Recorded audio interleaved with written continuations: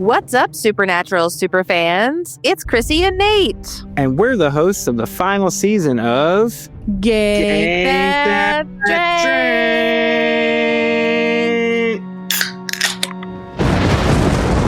Drank. A supernatural drinking game. It's the podcast where we make up drinking game rules for a favorite episode of our favorite show, Supernatural. We recap the episode for you so that you can play and gank drinks along with us. Then, we let you know the drinking game rules for the next episode, so you can play along with that too. Plus, members get every episode early and ad-free, baby. What's coming up in the final season? We're doing Criss Angel is a douchebag, Magicians who cheat death to live forever? Hammer of the Gods, and Defending Your Life. Sam and Dean tangle with gods? Not just the god, all the gods? We're doing Freaks and Geeks, Thin Lizzy, Red Sky at Morning, and more. Wow, you do not want to miss this final season. Plus, cruise our back catalog for bangers like Scooby Natural, Changing Channels, Mystery Spot, Swan Song, and so many more. So download Gank That Drank, a supernatural drinking game wherever the finest podcasts are available. And become a member at truestory.fm/gankthatdrank. And party on, dudes.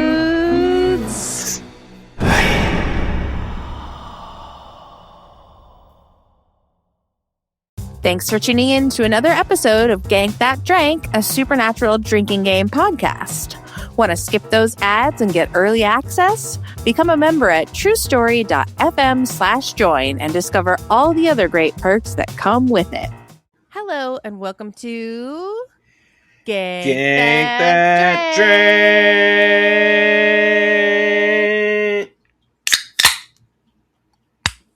Oh, mine was a delayed reaction crack. It's the supernatural drinking game. It's the It's the supernatural drinking game. It's the podcast where we make up drinking game rules for our favorite episodes of our favorite show, Supernatural. We recap the episode for you and tell you how the drinking game rules played out.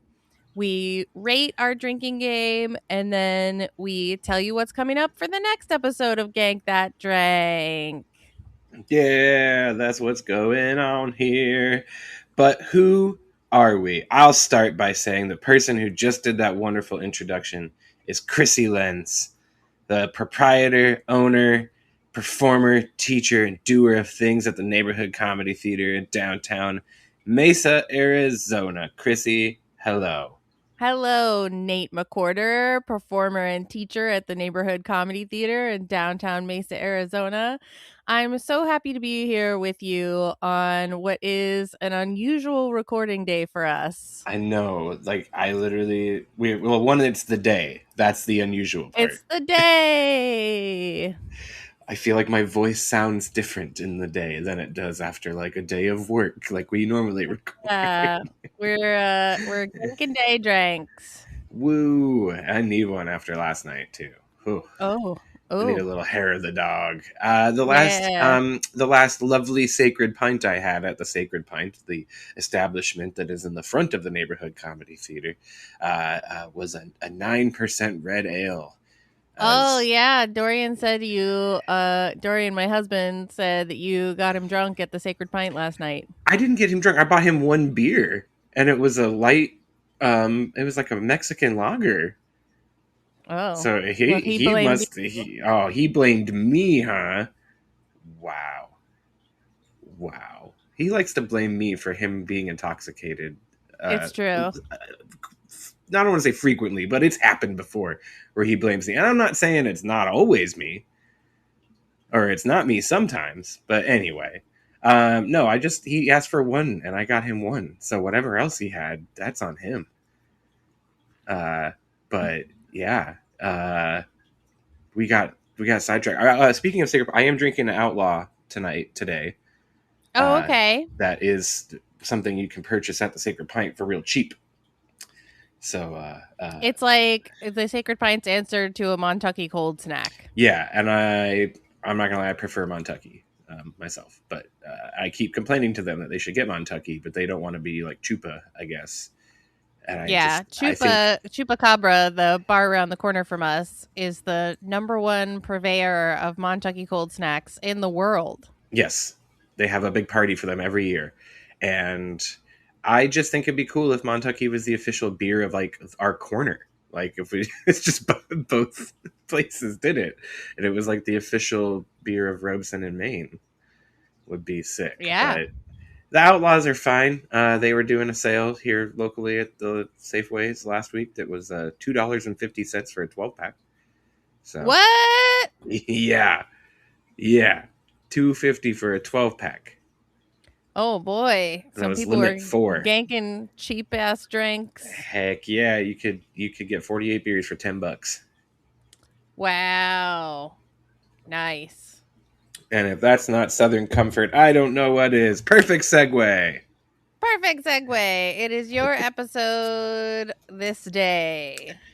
Yes, we are talking season 8, episode 6, Southern Comfort. Krissy, we talked about it last episode. You drink Southern Comfort at all? No, I never have. It's not the worst, I will say. It's pretty cheap whiskey, but it's not like the worst whiskey I've ever had. So, there's definitely, I won't say what I think is worse, but yeah, Southern Comfort. That's what we're talking about. This episode is a Garth episode, which I'm very excited about. Garth. This episode aired on November 7th, 2012. Nice. Written by Adam Glass, who we love. Directed by Tim Andrew. Yeah, international titles, Krissy, nothing much to speak of. Yeah, the Germans have The Curse, and the Italians have South's Welcome. The Hungarians have The Curse. Oh, you're right. German went with Southern Comfort. Went with the brand name. They kept the they kept the brand name. They're like, it's just Southern Comfort. That's the brand name that we know. We're sticking with it. And then yes, Italian South's Welcome. I don't really like that. I think Southern Comfort's perfect. I think that's a perfect name for this episode. Yeah, I agree. Though the southern parts make me more uncomfortable than anything else. But me too. So, are you ready? What for the rules, Krissy, of our game today? I'm ready for the rules. Okay, Hit you're ready for the rules. With those rules. Here are our rules. Anytime someone says gank, because we always drink when they say gank, because we're Gank That Drank. Yeah, because we're Gank That Drank. Anytime we get some hugs, take a drink. Anytime we get a Garthism, we love a good Garthism, take a drink. Mm-hmm. Anytime Garth takes a call, we're taking a drink. I think I missed some of those. Yeah, it doesn't happen as often as it happens a couple times in the beginning, and then like once at the end, and yeah, that's kind of it. Anytime someone dies, though we could have done blood splatter, would have been awesome for this one. There's so much blood splatters. This is a big one for the day. Anytime we see or someone says ectoplasm. Yeah, that's the one. Goo. Yeah, that is the one. Anytime Garth does a Bobby, we're taking a drink. Yep. We're taking a drink for flashbacks. Taking a drink for BM scenes. Your shot, your multiplier, your finish your drink, whatever, is for, quote, we won. We won. And then take a drink anytime we see the penny changing hands. Mm-hmm. And then, of course, we always play the Sammy rule here on Gank That Drank as well. Anytime Dean calls Sammy, we take a drink and yell Sammy. Yes, we do. And toast. That's how we do. And here. Toast to Sammy. So, Krissy, are you ready for Season 8, Episode 6, Southern Comfort? I'm ready for you to tell me this episode. All right, then. The then is mostly about Benny and stuff. It's just kind of like recapping the boys' history with like letting monsters go, and also reminding us who Garth is. That's pretty Marmaduke, much you so crazy. Yeah, so take a drink because we get Marmaduke, you so crazy, the greatest Garthism of all time. Yep. In the then, and yeah, that's all you really. There's nothing much else going on. It's just like kind of reminding us about Garth and reminding us that like Dean was in purgatory with Benny and got out because the boys are beefing on that, and we're still going on about Amy Pond as well. Yep. Never forget that one. Digging up that old chestnut. Now. We're in Kearney, Missouri, which I forgot to look up if that's a real place or where it is. But I will do that in the interim. We're in Kearney, Missouri. There's a man working on his car late at night, and his wife comes home, and he says, "Hey, hon, could you get me a beer?" And she says, "Why don't you ask Sarah Alcott to get you a beer?" And then she kicks the stand that his car is on, thus crushing him, and then she revs up the engine and drives over him, and we get blood splatter on a Confederate flag. Someone dies. Take a drink. Someone died. And we get Supernatural. We're with the boys at we're getting some gas and some snacks, and Dean finds a case. Sam is a little incredulous about this. He's like, "I was gone 10 minutes." And Dean's like, "And that matters? How?"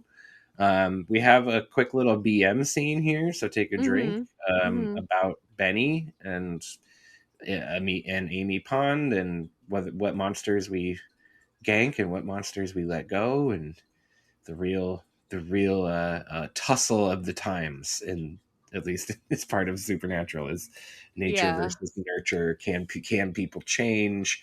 You believed him when he said he wasn't eating live meat? Okay, yeah. We bring up the werewolf from an episode we've done, one of my favorite episodes. I forget which one it is, but it's the found footage one. That's so good. That is also referenced in this scene. The boys head to the Bitten. Yes, that is. How can I forget? Such a good episode title too. The boys head to check out the scene. When they get there, though, the police are like, "Oh, first a Texas Ranger and now the FBI." And they look, and it's Garth, and dressed we get like full on Chuck Norris in a fringe suede jacket. And the slow-mo like hero shot of like introducing him when he's like fanning himself with this big 10-gallon hat, and like, oh man, it's so funny. It's so good. DJ Qualls, of course, playing Garth, as we all know and love. We love you, DJ Qualls. Literally, Dean calls him Chuck Norris. Says, "What's up, Chuck Norris?" He's like, "Oh, Sam, Dean," and he hugs him. Take some drinks for hugs. I forget who says it. I think Sam says, "I forgot he's a hugger." Yeah. The boys are checking this out. While the boys are talking to Garth takes a call. And someone's like calling him, a hunter's calling him, asking for advice, and he's doling out the advice. So take a drink. He takes a call, and he's doing a Bobby. Yep. So take a drink for that. And then we have this guy, Sam is the one who puts two and two together. It's like, "Wait, Garth, are you Bobby?" And Dean's like, "No." And he's like, I know. Dean really is gatekeeping the memory of Bobby in this episode, and I'm glad we got a BM scene about it, a boy melodrama scene for those of you who are joining us for the first time. Because he's really being, and so when Garth finally says like, "Your Bobby didn't just belong to you and Sam," I was like, so grateful for that because Dean Yes. is being so harsh about it. I mean, he has been since he died. I mean, the whole with the flask and like anytime someone brings Bobby up, it's a real touchy subject for Dean.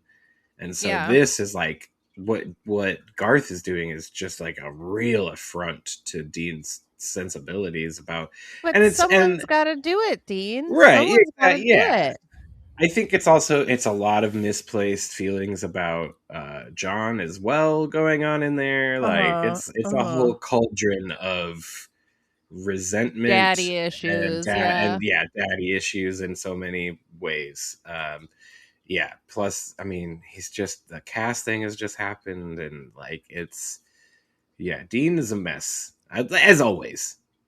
When is he not? But like he's a real mess right now, and it's real fun. It's a real fun time when he gets back from purgatory. Yep. He's super chill all the time to be around. Mm-hmm. So it's also this is where we first get some ectoplasm. Garth finds some ectoplasm at the crime scene, green goo, and they're a little thrown off. But we literally get ectoplasm said He 3 tastes times, it. Yeah, and he tastes tastes it. Yeah, that's gross. So we see it and we hear it. So take 4 drinks in that one kind of like moment for ectoplasm. Yeah. Garth takes another call. Take a drink. So we're really drinking heavy at the beginning of this one. Yep.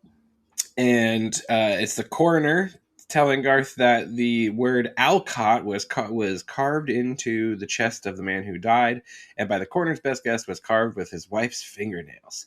Yeah. Oh man, ugh, Alcott. What does that mean? So boys don't really know. They're gonna go find out. Sarah Alcott, they learn from going and interviewing the wife, who is now like okay, who says that she was overcome by rage but didn't really know what was going on, kind of blacked out.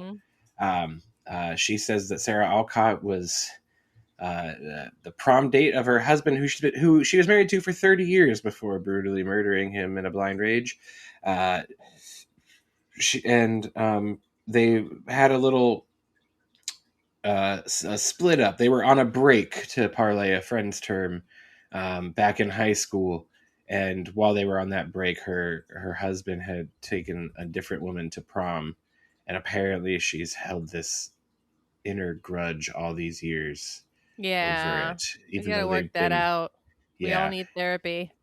And she even says the line like, she had one night with him, I had 30 wonderful years. Like, she seems like she's really actually over it, but I guess we learn later not. While I think it's Sam is off learning this, Dean is with Garth. I think I have that right. I don't remember how it all goes. Anyway, we learned that Garth knows a lot about history because he went to college.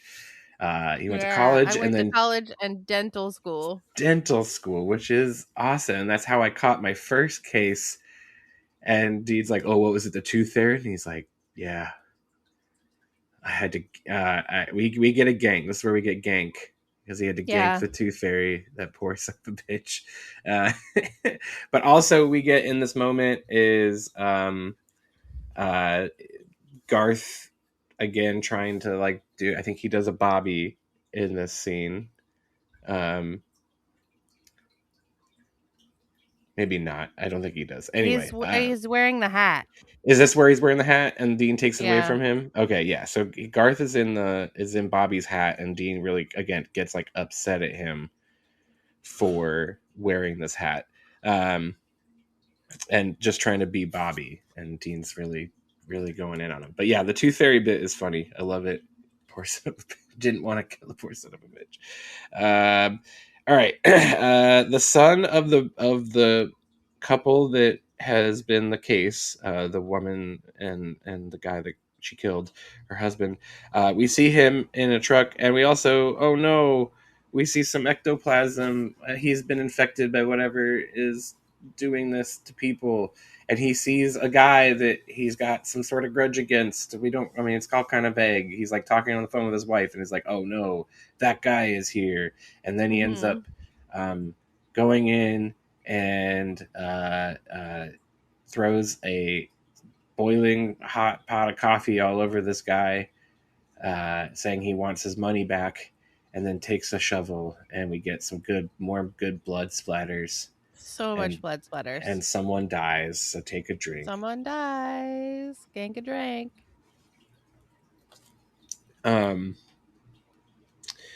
So cut to the boys show up at this crime scene. The word Sussex has been written in blood on the wall, which is very interesting. That like what we find out is the Spectre is like leaving clues behind. Yeah. It's so strange. The Alcott and then the Sussex. Anyway. This is where we get the line where Dean is like, what? So this guy,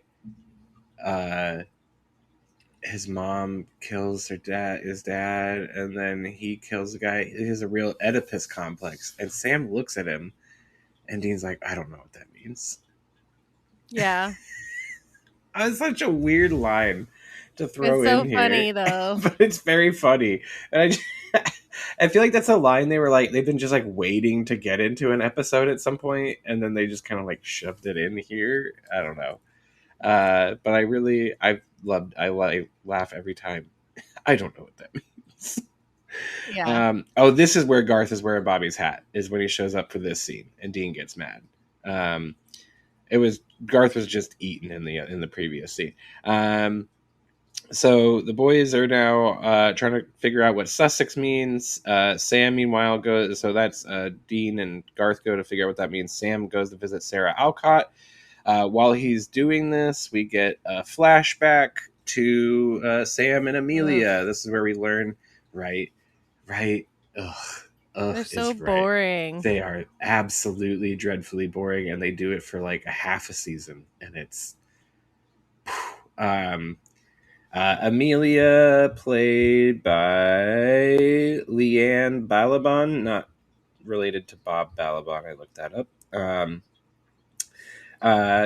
She basically is just telling us the backstory of how her husband went to Afghanistan and died. That's all we learn in this flashback. It's a lot of boring exposition about Amelia. So let's get back to the fun stuff. Excuse me. But we took a drink for the flashback. Garth and Dean are there. This is where we get that great boy melodrama scene with Garth saying Bobby belonged to everybody, not just you. Because Garth calls Dean an idiot. Oh yeah, in the scene where they're at the diner and Dean gets mad at Garth is because he says that so balls when he says he was in purgatory. Dean was like, yeah, I was in purgatory, and Garth is like, that's so balls. And Dean's like, that's not how you use balls. And then he gets mad at him for using idiot incorrectly because he's like, oh, you idiot. It's like, no, that's not how it's supposed to be. It's like a term of anger, not endearment. Yep. I thought it was sweet, though. I did, too. And I love Garth's speech about Bobby. It's so good. And Dean's just and like, okay, great acting by DJ Qualls. Oh, yeah. So good. And I also like that Dean won't let him have a beer because the last time he let him have a beer, he got super drunk. So it's a fun scene all around. But they also learn that Sussex is the company name. That the two guys were basically, but the company went belly up, so that's why he wanted his money back. So we had a beef with that. At that moment, Sam calls with some info that Sam had gone and interviewed Sarah Alcott, who basically, in a pretty boring scene, we learned that there's nothing like going on still. Like there's no reason logically for this lady to have wanted to murder her husband for this old affair, which wasn't even really an affair. Right. Yeah. So we don't really learn much, and that's kind of the point, is that we don't learn much. And while Sam is on the phone and Dean is reading about Sussex, Garth is digging through Bobby's journal and sees green goo equals Spectre. Yeah, and And that's exactly what it says. Green goo equals specter. Yep, they show us and everything, and it seems that like whatever the specter is doing, it's grudge based. It's like it takes people's uh, uh, aggrieved, whoever's aggrieved them, and that's who they want to then go seek vengeance against and kill. But we don't know. We still don't know why. But it says in Bobby's book that usually it pops up after a grave has been disturbed. And what do you know? A few days ago, the day before the lady killed her husband, there was a grave disturbed. Oh, you're not gonna like this. Yeah. Oh, it's the tomb of the unknown soldier. And as we know from the scene in the diner with Garth earlier, when we learned he went to college, the reason we learned that is because he was telling us about how Missouri is disputed territory for during the Civil War. Part of it fought for the Union, part of it fought for the Confederacy. So that's why literally littered throughout this whole episode, there's just Confederate flags in the background, just constantly everywhere. Yeah, it's real upsetting. It is upsetting, and also probably was upsetting for whatever set designer had to go find all these Confederate flags. I know. Just imagine being like, I need I mean, obviously these days you just order it anonymously online, but just imagine like going to a store or wherever, or having someone asking someone to make it. I don't know, it just would be like so weird. Like, I need 17 Confederate flags. Why? What? It's like anytime they do a production of Sound of Music, too. Yeah. Like, you really need the swastikas. I think if you Yeah, just can we did just red do without armbands, them? we'd all know. We all get it. Yeah, it's the tomb of the unknown soldier was disturbed, and so the boys are thinking that this is what is causing the specter, because they also saw on the security footage in the convenience store when the man killed the man with the shovel. We see some sort of like weird ghosty face, which would have been a good rule if the for this game would have been every time the You see unknown the ghost soldier, you face? see the ghost face. Yeah, that would have been a good rule because it happens several times. So, oh yeah, we have to go burn the bones of of a Confederate soldier in a town full of rednecks. Sam is super stoked about this plan. Yep. So the boys break in to the tomb. We learn that it was like a bunch of teenagers on the night that it happened, but they didn't take anything. Like all the gun and the belt and everything is worth so much money. They didn't take anything from that. So what's really going on here? They burn, but not before Garth is like, wait, we should say some words. I feel like we should say some words. And this is where Dean, take your shot, finish your drink, gives the perfect eulogy to a Confederate soldier. We won. So good. So good. Also, we learned that Garth does Civil War reenactments once a year.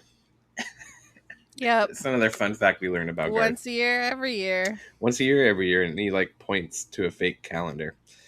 So they burn the bones, but that doesn't change anything, because next we see the deputy, or the guy who killed the guy in the convenience store needs his inhaler. The deputy goes to get it out of evidence. While he gets it, a bunch of stuff falls in his hand, and all of a sudden we get some good ectoplasm in the ear.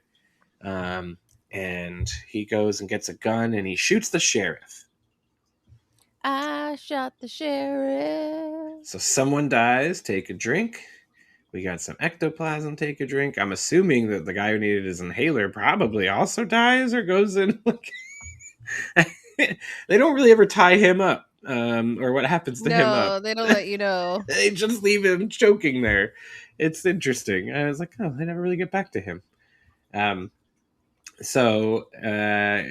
he do your own report, Sheriff. Kablammy. Oh no. Now what's going on? So the other deputy. So the boys get there and they're like, okay, you obviously had a grudge against the sheriff. Here's some green goo, some ectoplasm. Take a drink. Yep. You got to tell us what happened. Oh well, the other deputy took my gun and said he had to go to the hospital. Oh well, off to the hospital for Dean, and Sam and Garth are going to find out what they can about the unknown soldier because obviously burning its bones didn't work. Classic. So we get to the hospital. Oh gosh, this hospital scene is so funny. Yeah. The sheriff, the deputy, is apparently upset at some nurse who is the umpire in some sort of like softball game or something, I'm assuming. And why'd you call Yeah. me out, ump? I'm the guy who stole second. Why'd you call me out? He's like, Paul or whatever his name is. Like, what are you doing? And he goes to fire, and we think we're going to get another someone dies, but we don't because the gun misfires. And Dean, luckily, is right behind him and says some sort of sassy line that I didn't write down and can't remember. But it's funny. And then they duke it out, and the guy's like, hey, I know it, like deep down, it's not you in there. You can fight this thing. And the guy's like, oh, the Spectre likes you. Yeah, no shit.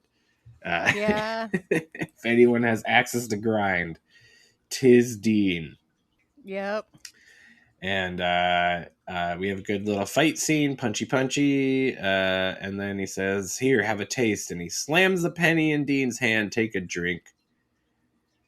Take a drink. As we see the penny change hands. Meanwhile, Garth and Sam are at the library where a kind young woman is just knows the lore of the unknown soldier. Or Oh at least yeah, she the just knows it theory. off the top of her head. The Unknown soldier is very known. Yes, super known in these parts. I think I actually do, and I'm bad. I meant to look this up. I do think that some of this is actual lore, about the brother and the brother killing the brother in the Civil War and all this. So we learned that there was a brother that had killed his brother, and so thus there's a grudge based specter that is infecting people and making them get revenge against. And of course, it's a brother thing because it's got to lead to that always in this show. Yeah. And then as the boys were looking at the picture, they're just perfect picture of whoever this guy is with the Indian penny around his neck, which of course she tells us was a good luck thing. That was also, their families would give them, the soldiers back in the day, and then if they needed food or whatever, they could use it if they were in a bind. And so this must be what the kids took from the tomb, because Sam had found like a string in the tomb, an empty string with nothing on it. Yeah. And so that had to have been it. So Sam feverishly calling Dean to tell him that it's a penny, that we're going to look for a penny, but it's too late because the penny's already in Dean's hand and he's already at the hotel waiting for him to walk in. Dean, you haven't been answering your phone. What's going on? Oh, you know what's going on, as Dean's got a gun pointed right at Sam. You didn't look for me when I was in purgatory. Bum, bum, bum. Commercial break. Come back from commercial break, and this is where we get our montage of the penny changing hands. It changes hands to the sound of Soundgarden's "'Cause I Fell On." I'm so happy you brought that up. Yeah, we splurged a little on the music for this one. Yeah. That's why we couldn't do another scene finding out what happened with the guys' inhalers, because we had to pay for the song. So the penny changes hands 6 times in that montage. I think I counted right. If you count the soldier at the beginning as being a hand. Right. Yes, but then you count the times that you see it. Otherwise, it comes out to 8. I got 7, so I must have missed one otherwise. Yeah. Oh, wait, no. Yeah, it is. It is 8. You're right. I know what I missed. Um, all right. So I counted the Spectre scene as a boy melodrama scene because it really is essentially. Um, I love, I love when it's when it's something external that's forcing the truth to come out. That's always one of my favorite tropes in these episodes. Yeah. Yeah, is when it's like a ghost or a possession or something else that's making the boys spill the beans and actually talk. Yeah. Because they can't do it on their own. Yeah. I forgot to mention while we were at the library with Garth and Sam that we got a flashback. Oh God. Garth also trying to do a Bobby by like talking to Sam like, "Hey, how are things?" So I counted that as it does a Bobby, and then flashback of Amelia leaving. Snooze, like just all big snooze. Snooze fest. Ugh. Yeah. I'd rather see scenes of purgatory with Benny and Yeah, with Benny and Dean. that would be better. So yeah, back at the hotel, Spectre Dean calls Sam Sammy, so take a drink. Yep. And they hash it out. Eventually Garth figures out he's not going to kill him because that's not who his beef is with. Smart Garth. And then Garth punches Spectre Dean drops the penny. Garth goes and picks it up, and Sam's like, "No, don't." He's like, I'm good. We get we have ectoplasm also all over this because Dean's got ectoplasm in his Leaking out his leaking out ear. his ear. Garth picks up the penny, and it looks like everything is going to be okay.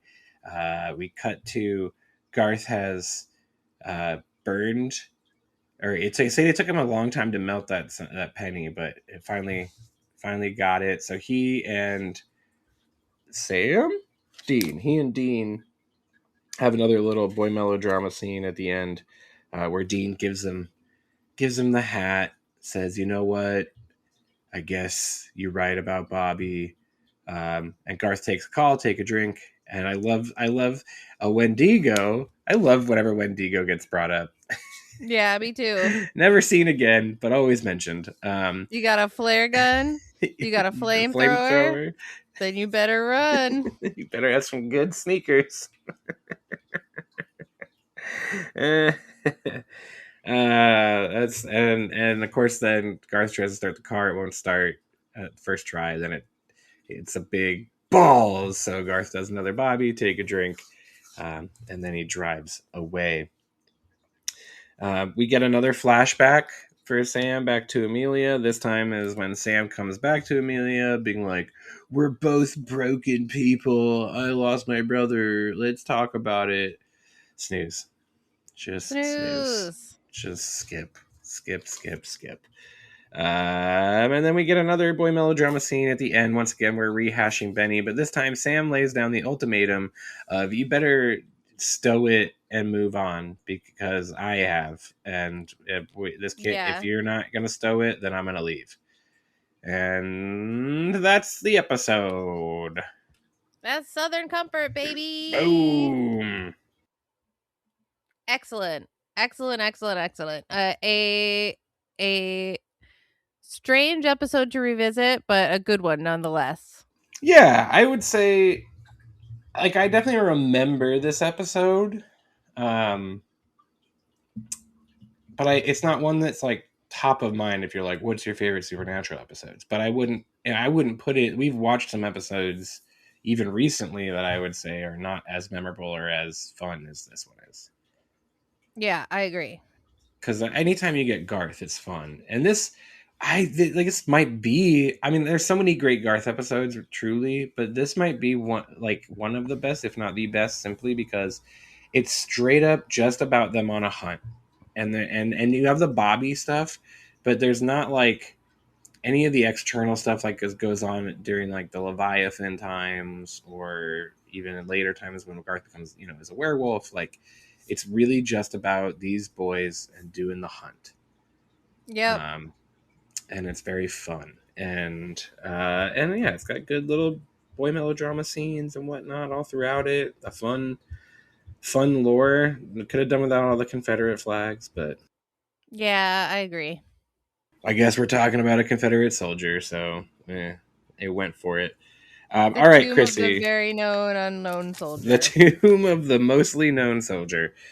How did the rules play out, Krissy? All right, let's do this. How many ganks did you get?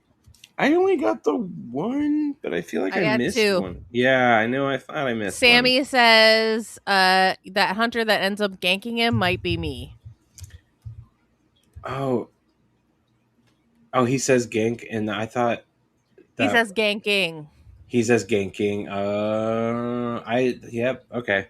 I remember I even said there were 2 when I did the rules last time, and then missed it this time. That's funny. All right. I only got 2 hugs, but I think there were 3. I only got 2 hugs. Okay, then I think we're good. I got 4 Garthisms. Same. Obviously, Marmaduke. That's balls. I counted when he says That's that's balls. And I counted when he said idiot. You did idiot. I forget what my 4th one was. I didn't write it down, but I also did. I heard you 2 were back in the batter's box. Oh, ha ha ha! I like that. I was like, I haven't heard that one before. That's good. Garth takes 3 calls. I got 4. You got 4. I thought I missed one. Someone dies 3 times. Yes, correctly said. I have 10 ectoplasms. I have 10 exactly. Yes! Hell yeah, we can get that one right. All right. Garth does a Bobby. How many times did you mark that? 5. I got 6. So Okay. yeah. I got 3 flashbacks. Oh, how did I get 6? On flashback? Oh, I guess I was the counting montage. the Benny flashbacks. Flashbacks to Purgatory with Benny. In the then? In the then. Okay, so you counted those, and then I forgot to mark down, and I meant to, the when the montage with the penny changing hands. Oh, it's a technically flashback. I don't think I counted that as a technically flashback. Like they're flashing back to all of like I don't know. I would consider that a flashback. All right. How many boy melodrama scenes? I got 6. I got 5. Okay. So I got Benny at the beginning, Garth and Dean at the beginning, the Spectre, Garth and Dean at the end, and then Sam and Dean.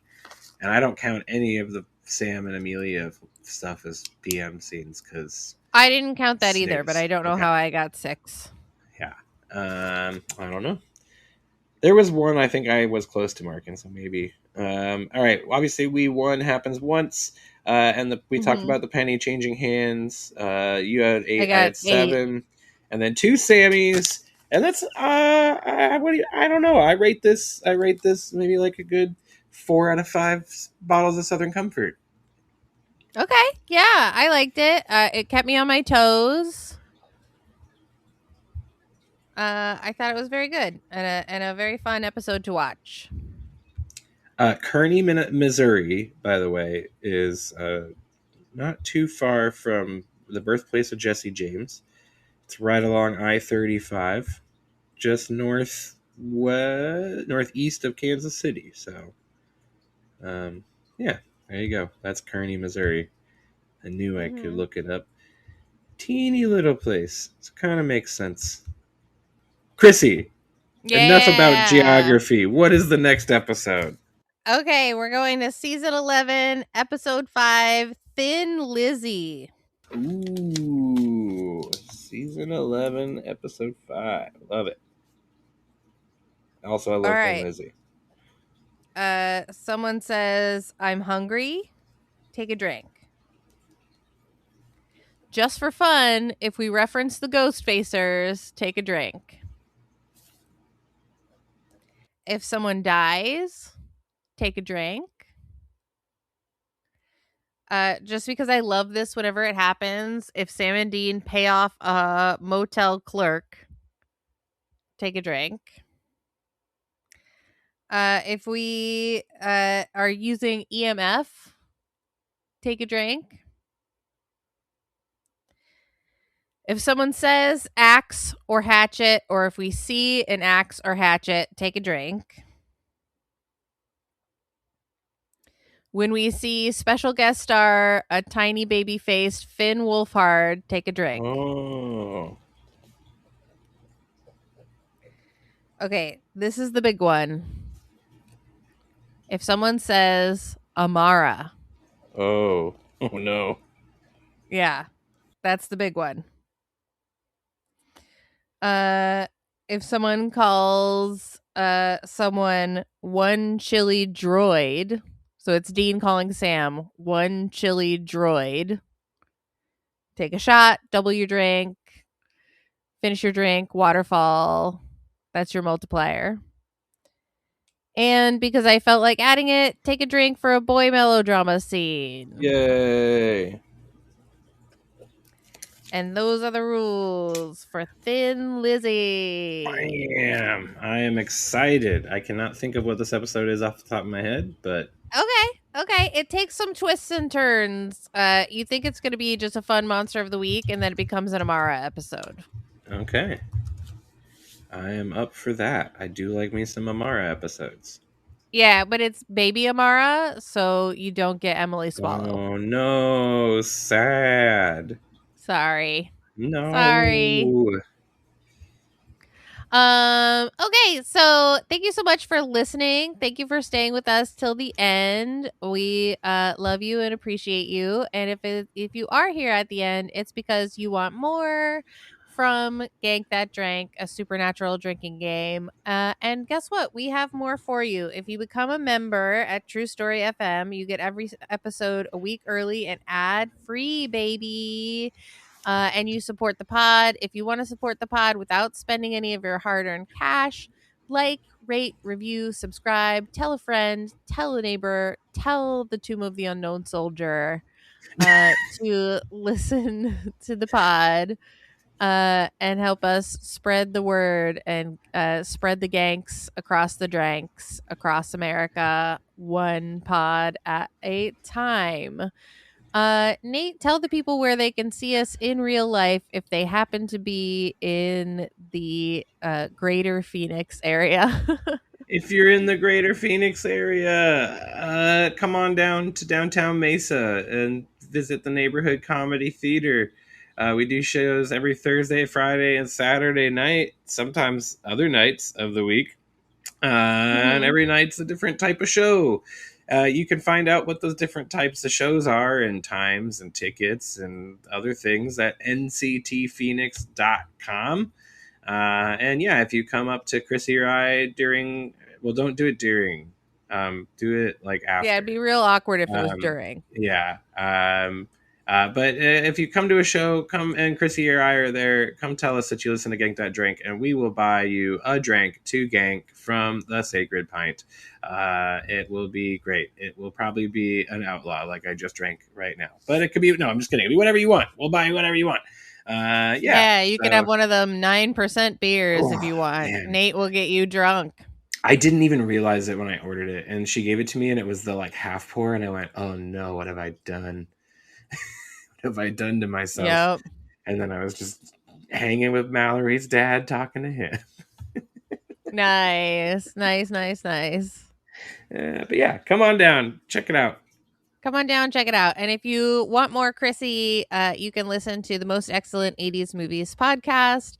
It's a podcast where a filmmaker, a comedian, and their fabulous guests revisit the 80s movies we think we love or might have missed with these our grown-up eyes to see how they hold up. With upcoming guest, or might be past guest by the time this comes out, Nate McWhortor is part of James Bond Summer. Oh, so it'll already be past when this is. So recent guest, Nate McWhortor, listened to him on, what was it, The Living Daylights? The Living Daylights. It was... Yeah. A James Bond movie. It was. All right. Well, I just watched Never Say Never Again last night, and Uh-huh. The Living Daylights was way better. Which one? I'm not familiar with Never Say Never. Is that a Connery? It's a Connery. Yep. Oh, yeah. Some of And those are he not. is banging chicks. He bangs like 5 women over the That, course of 1.5 hour movie. wow. Well, Yeah. that is James Bond. Yeah. Yeah. But I don't feel like T-Dalt's got down that hard. No, but he only did what, 2? Yeah.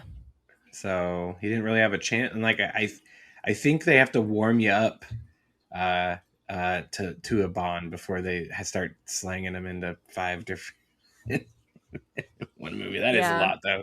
That is a lot. Over the course of like 3 days. Yeah. Well, now I want to go watch this one. I'm gonna have Yeah. to.